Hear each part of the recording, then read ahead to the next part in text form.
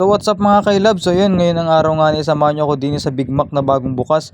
At yan po pala ay din matatagpuan sa may tapat ng Happy Tummy at sa mga taga-Buwak dyan o taga-Mupog, Santa Cruz, Buena Vista. At kung gusto nyo makatikim ng Big Mac din sa bayan ng Buwak ay puntahin na ninyo. Ay sabi lang ay ano pa naman, nirindi naman din o. Mura na, mahal pa. Buy one take one yan mga kailab. Kaya tingin nyo na. Let's go!